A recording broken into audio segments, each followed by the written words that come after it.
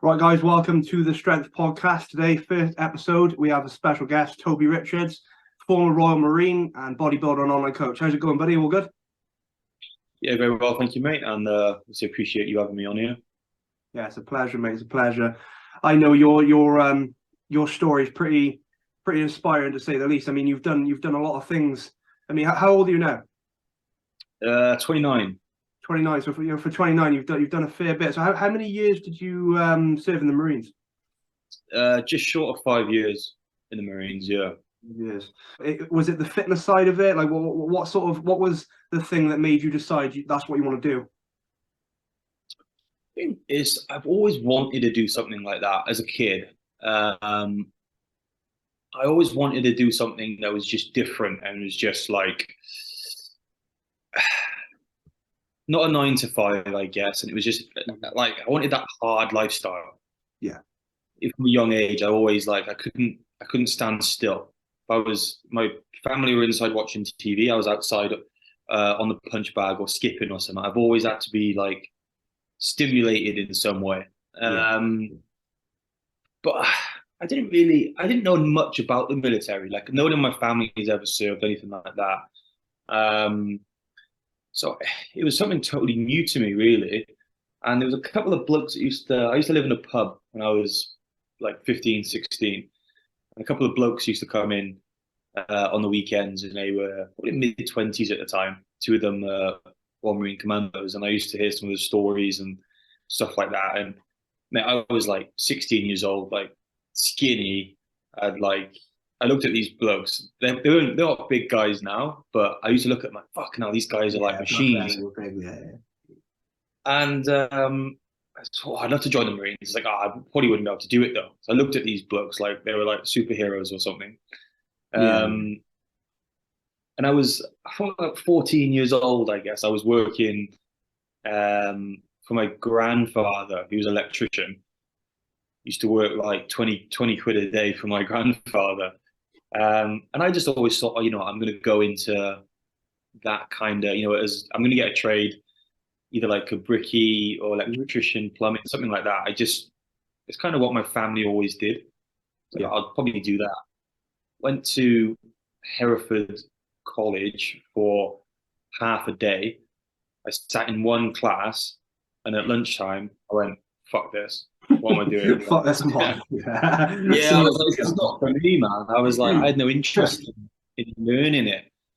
So I literally, like, I got the bus home, and then the next day I got the train to Cardiff, and I applied for the Marines. Then, no idea what I was doing. I was just something was like something inside of me was just it was like the adventure, the challenge, Yeah. that kind of thing. I Yeah. wanted Yeah. to prove myself, I think, more than anything.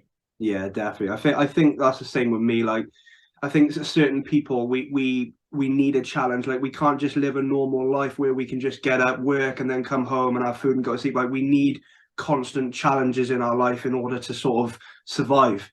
You know what I mean? I Exactly, think. mate. Yeah, it's a big thing for me. Is like I have to earn it, and it's not earn it from anyone else. It's earn it from myself. Yeah. I have a tough time switching off or even enjoying stuff or relaxing Mm, unless I've really pushed myself hard that day. yeah.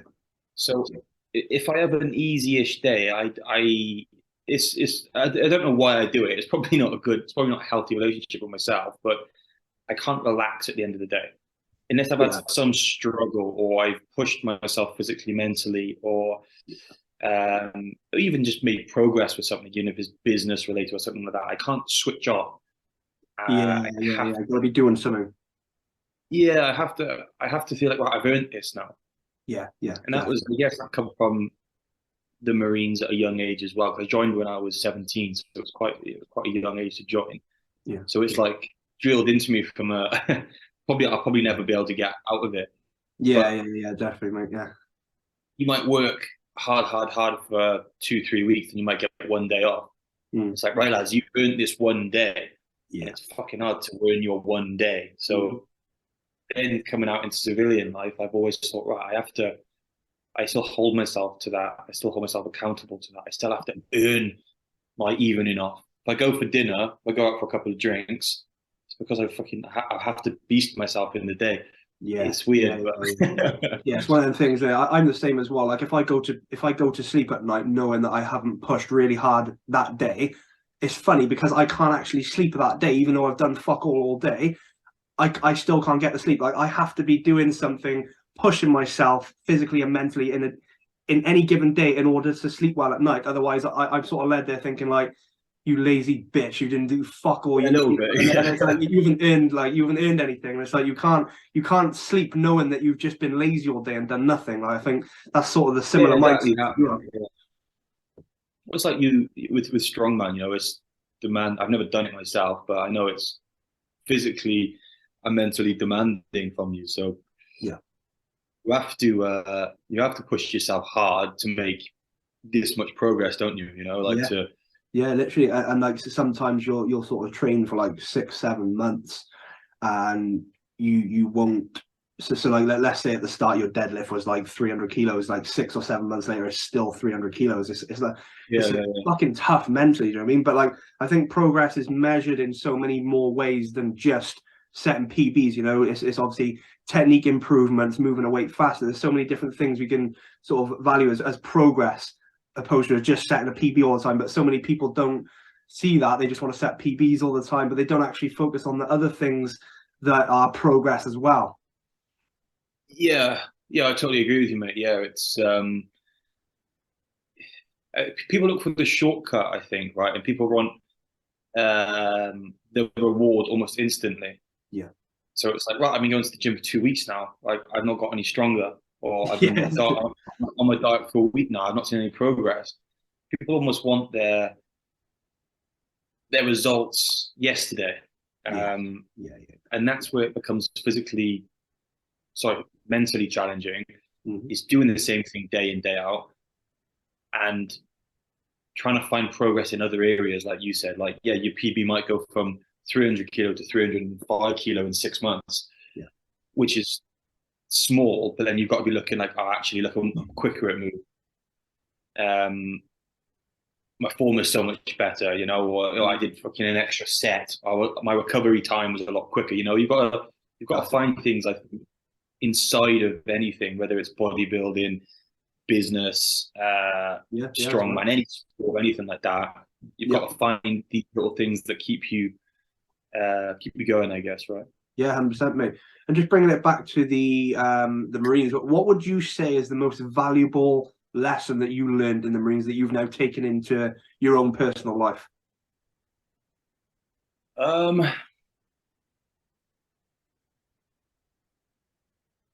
Probably just keep fucking going. Hmm. And that It's sounds pretty simple, but basic, it's fucking spot on, isn't it? yeah, it sounds basic, but like, Mm. um, nothing's ever that bad, right?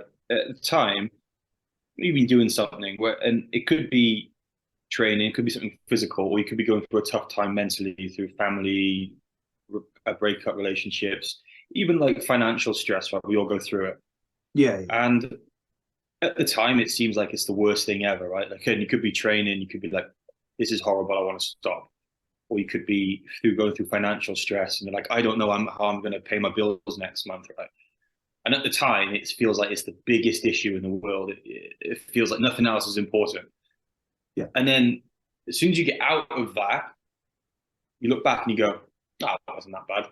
yeah, So yeah, again, you're training, right? You think, right, I want to stop. This is horrendous. And let's say you do stop. Let's say you quit. 2 minutes later, when you've recovered, you'll go, fuck, why did I quit? So, so what I've always tried to do is think ahead with that. Think, right, if I quit now, in 2 minutes time, I'll be recovered, right? yeah, So 100%. I always think, yeah. So I always think I have this saying like it will pass. Everything will pass. In the Marines, sometimes you would do it's called a yomp in the Marines, just like a hike with your weight. You carry like up to probably 100 to 120 pounds of kit plus like rifle or machine gun, something like that. Yeah, And you march like that for hours and hours and hours, like through the night, through the day. And it feels like it's never ending, right? Mm-hmm. And you can quit at any minute. They can be like, all right, if you want to quit, put your hand up, quit. There's Cool. a van down there. You can get in the van whenever you want, lads. Yeah, There's yeah, nice warm food. I'll take you back to camp. You'll be in your bed by tonight. And they remind you of that a lot in training anyway. yeah. What you've got to keep reminding yourself is like, right, this is See going how to much you end. want it, innit? Yeah. Yeah, like everything ends. Everything, every bad phase will end. Yeah, of So course. And obviously, when it does end as well, you're then a lot stronger than you was before that, because that challenge and that tough time has then taught you lessons and has made you a much stronger person. So then, if you were to go through that again, it wouldn't be as bad. exactly that, mate. It's you become a better person through it. So every Yeah. time you redo it, it's like if I'm going off on a tangent here. I'll get back to what I'm going to say anyway later.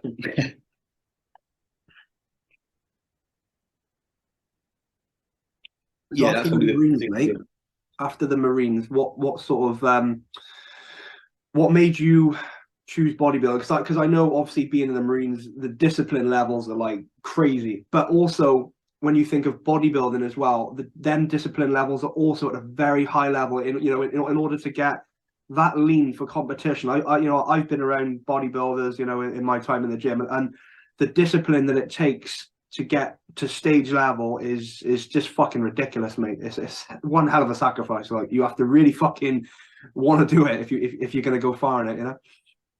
Yeah, yeah. So what? Actually, I didn't plan to get into bodybuilding. I was always into fitness anyway because of the Marines. Hmm. And I was always that guy who would like do extra fizz. I'd always go to the gym in the evenings, and it was mostly for vanity reasons, mate. I'll be honest. Like I wanted muscle. Like I wanted big arms and a big chest. Like it Yeah, was yeah. it was vanity reasons really, like Friday night in the club kind of thing. Um, but I left the Marines to do. I wanted to do private security. That was actually why I left. That was the route I was going to go down. And then I was in my like, I can't remember what they call it now. I was is in my like transition phase pretty much. So I was in the process of leaving, and I got in a bit of trouble. I ended up getting a criminal record, and because it was for something violent, the courses that I applied to go on said that you wouldn't be allowed to get your certificate or whatever with my with my criminal record that I had. So it was like I had to wait 2 years. So because it was 2 years, I was like, man, I was only 22 years old. I was like, fucking hell, 2 years. 2 years at the time seemed like a long time. Yeah, it is. Yeah. And I was on the Marines is not great money, but it's like it's a nice job. It's a respectable job. I took a lot of pride in it. So then I found myself like out of the Marines because I already put my leave in to do private security. So I was out of the Marines. I couldn't go back in. I couldn't do what I wanted to do. Yeah. So I was like, so my life kind of went like downhill drastically. Yeah. Yeah. I had no money, mate. I had no income. Yeah, it's tough. I had a mattress on the floor in some apartment and like one wooden chair in the corner. Like that was all I had. And I was like, oh my, I was like, I fucked my life up here. Tough. I was chopping logs. I was chopping logs for like 20 quid a day again. Yeah. Just as a bit of money. And then I was like, right, I got to do something here. So I managed to get on a PT course. Did like an intensive PT course, and then I never planned to go into bodybuilding as a sport. I was just like, oh, okay, I'm just going to do fitness. Yeah. But I was having a tough time like transitioning from the Marines. I wasn't in that long, but I think because I joined so young, I found life a bit weird being an adult outside of it. I didn't know how to be an adult. I didn't know how to make money. I knew how to like get told what to do.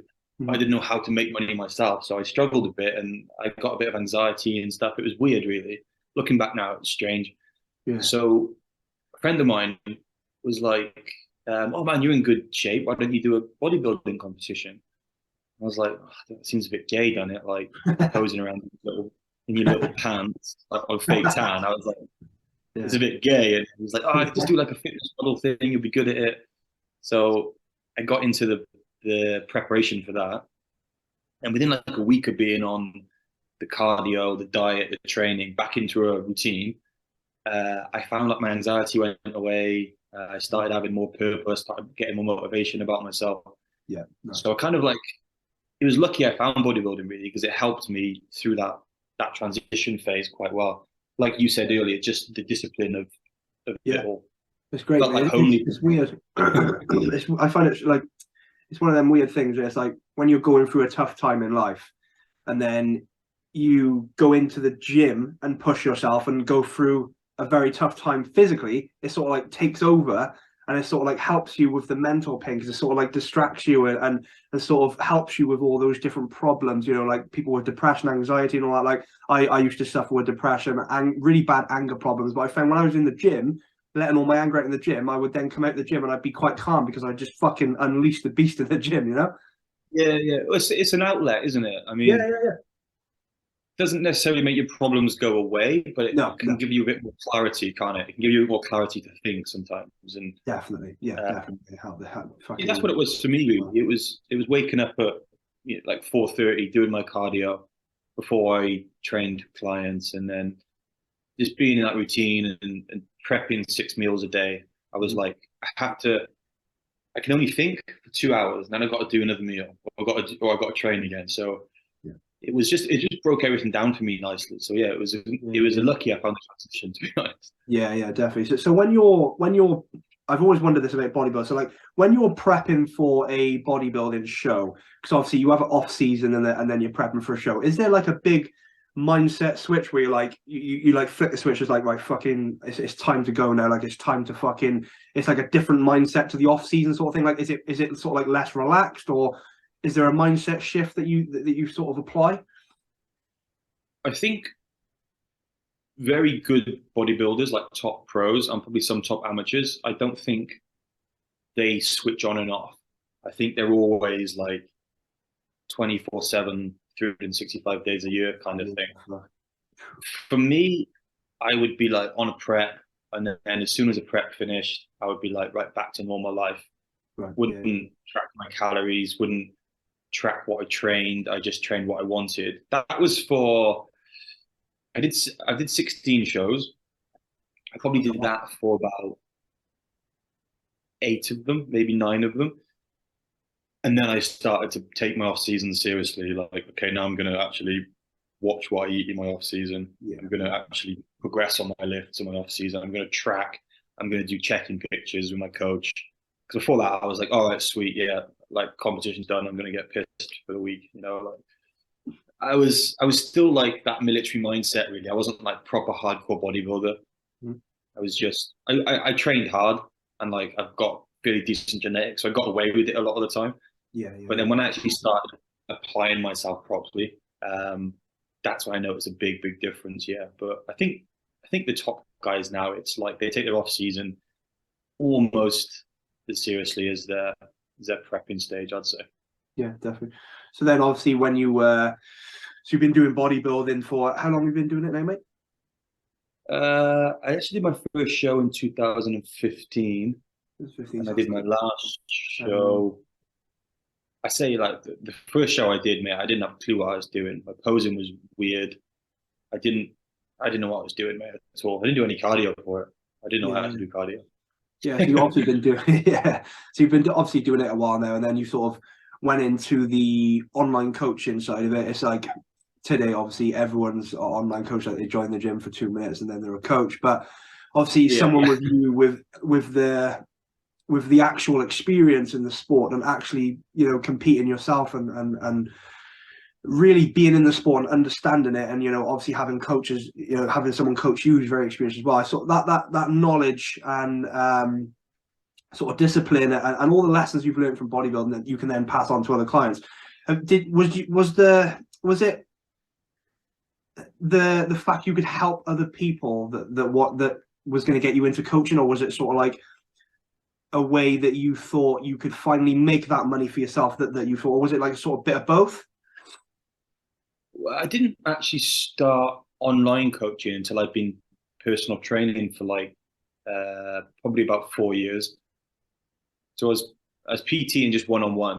And when I was in Dubai, well, I was in Dubai, I'm in Dubai now. But when I was like PTing mostly here, I was I was PTing like 8, maybe sometimes 10 people a day, Yeah, all different types of people, different ages, men, women, like overweight, underweight, stuff like that. So I learned a lot through hands-on, yeah, um, which I think is quite important to make that transition. Um, because personal training, you have to.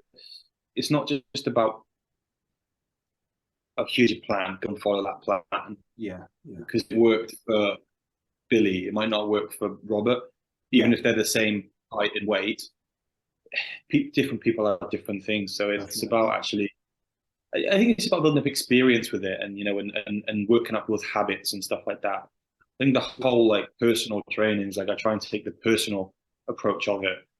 Like I want to know how people sleep and stuff like that, and I want to know what their job is, and I want to know, like if on Friday and Saturday night they go out for a few beers, that's why on Sunday they don't train, and Monday they wake up looking like shit. Yeah, yeah, So I think it's very important to actually build up experience through time. It's yeah, like you said, everyone kind of becomes an online coach now yeah, because, yeah, and the market is like pretty saturated with it, to be honest. yeah. It's like it's almost got to a point as like if you have an amazing website and your social media looks amazing, then that's when you sort of get the clients, opposed to as if you're actually a really experienced guy and you've been in the sport years, but you don't have a big following, you don't really have the fancy website. It's like the person with a website and the social media status gets the clients. It's quite sad actually, but it's the way it's going. The best trainer I know is a guy, he's in his 50s, a French guy.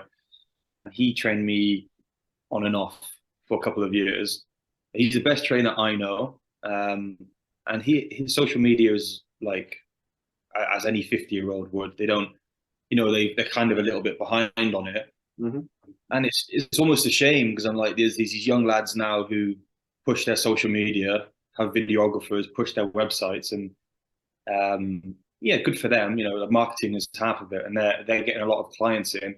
But there's a lot of guys who are really, really good out there who only really find out from word of mouth as such. So Yeah, yeah, it sort of spoils it for the guys that are yeah, I guess. But you very got to work to your experienced. strengths. Everyone's trying to make money. Everyone's trying to That's pay the it. That's it. bills. Yeah, and anyone out there grinding and sort of achieving success with a business, I have nothing but respect for that. Um, so what was it that really got you from going from the personal training side into the online coaching side? Like what made you want to do that transition? Um, I I always did a few online here and there.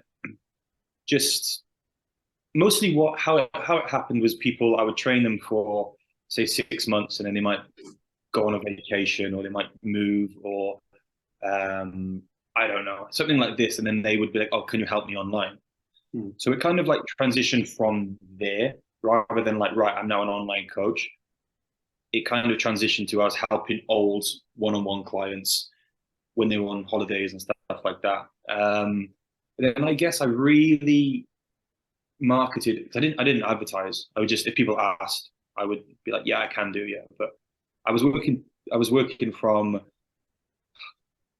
my first client was 6 a.m. So I was getting up at like 4:30 in the mornings, and I was getting back home at 9:30 at night. So to the fact, like to online, I was like, no, like don't even text me. I was just fucked. I was just, but I lived in New York for 12 months, Oh, nice. uh, and COVID happened, obviously, start of 2020, right, from March or something like that. And then I couldn't PT anybody when I was living in New York. So I was like, fuck, got no Yeah. money coming in. Oh, oh. So that's when I started to advertise a little bit more online coaching. I was Yeah, like, that okay, makes now I'm an sense online. actually. Yes. I think a lot of people did that, and because when COVID hit, obviously everyone was locked in, and it was like everyone just sort of wanted to really push their businesses online, which is very understandable actually. So it's sort of the same thing for you. Yeah, it just happened organically, really. It just made sense too. But I still PT people now. I still PT like 4 people a day. Oh yeah, oh nice. Yeah, but I'm not pushing it like 2 in the morning, 2 in the evening. Yeah, It's fine for me. Actually, I enjoy it as well. And the people that I've known for 4 years, 5 years or something as well. So I still do that on the side. But I'm not like trying to grow my PT business or anything like that now. It's all just yeah. So it's quite nice though, isn't it? Like when you're doing something you love as your income, it's like you never have to really work a day in your life. And I suppose exactly that. Yeah. you love being in that gym environment. You love helping people. You love pushing people with the discipline and the knowledge that you have yourself as well. So I guess like it doesn't really feel like work for you to do all these different things you're doing. Exactly that, man. Yeah, and it's just social. Like I like online coaching, but sitting behind a laptop all day is not really me. Yeah. Like I like being out and about and seeing people, meeting people, chatting about stuff. So I suppose that's quite nice that you sort of have a mixture of both then. So you sort of do the online coaching, you quite getting quite big on the Instagram now. And then you also have the personal trainer side of it as well, and actually getting out and doing different things as well. So you have a sort of best of both worlds, really. yeah, I mean it's just a nice little side income as well. If for some reason the online coaching drops off for a month, you've always got a nice little stream coming through. So it's trying to put all your eggs in one basket, so to speak. Definitely, mate. And one more question, mate, before we wrap it up. What would be your advice to youngsters wanting to get into bodybuilding and online coaching and become that disciplined, hard-working individual who is mentally, physically strong? Um, so I'll do it in two parts, I guess. So for bodybuilding or just any sport, I'd say a cliche, but there is no shortcuts to it. But what I see now, okay, when I started training, I was probably what 15, something like that. I started weights at 14, I think, 15, and I would look in a men's health magazine, and that is how I would learn exercises, learn workouts, right? And I wouldn't look in a men's health magazine and go, "Oh, that dickhead's doing it wrong." Yeah. I'd go, you know what? He's in a men's health magazine. He's got a good physique. Yeah. I'm going to do what he does. Yeah. And I think the issue now is lads will literally go on, and girls do it, I'm sure they do, but they'll look at somebody on Instagram who has a better physique than them, who's been training a lot longer than them, who's more than likely more knowledgeable than them, and they'll go, "Oh, he's doing it wrong," because everybody now thinks they know everything. So it's like people just like stay humble and learn from people around you. If somebody's been training 10 years and they do something a certain way, and you've been training 1 year and you go, "Oh, that's wrong," maybe you don't understand as much as that person understands. Yeah. You might think you do, but you don't. So learn from everybody, like always be an amateur in anything you do. Yeah. I've just started Muay Thai now. Nice. And I've been doing it probably kickboxing Muay Thai, like, I don't know, a few months. I don't walk in there and start telling lads they're doing it wrong because I've seen someone on the internet, because they'll fucking knock me out. So exactly, yeah. You just go in and you just watch and learn, and I guess just drop your ego with a lot of stuff, because there's so much I see online now. Everybody thinks they're the next Mr. Olympia because they've been training for 12 months.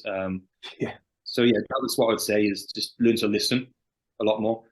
Is the best way to make progress, but then don't expect things overnight either.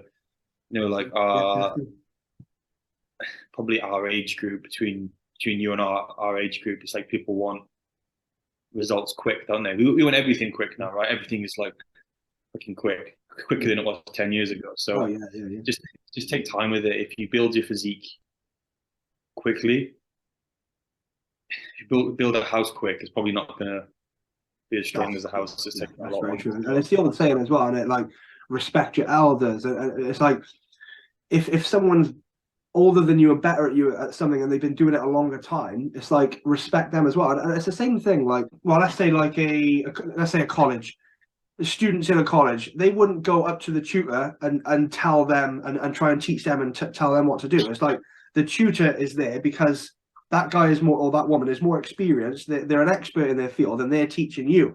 But you wouldn't go into a class and start teaching the teacher. So it's like when I see youngsters trying to tell people that they're doing something wrong and they're like fucking 10 times better than them, it's like, what the fuck, man? Yeah.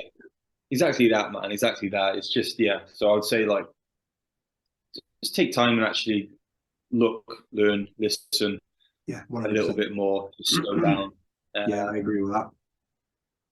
But then I guess the biggest cliche that I'll say is like consistency with growing your online business, like improving your physique, sport, whatever. Like I said earlier, like tough times pass. So you might get 2 months where you don't make any progress. You might be working on your online business, and then you have 2 months where actually you've earned less money than you did the previous 2 months. You just got to try to just keep going each day. Yeah. You just got to keep going and keep battling it out.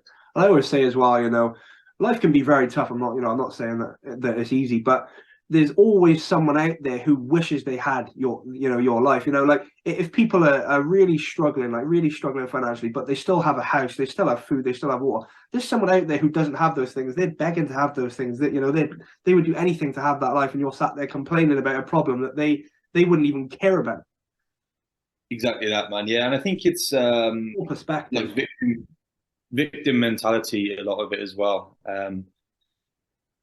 Everybody always thinks they've had it harder than somebody else, or it's not fair for them, or XYZ. But there's always somebody who started with less and turns up with more. So it's don't be a victim to anything. That's 100% right, mate. Yeah, it's been a pleasure having you on, mate. Anyway, I hope you enjoy the rest of your day. Cheers, brother. Enjoyed that. Thank you, Don. Nice one, mate. I'll speak to you soon, buddy. Nice one, man.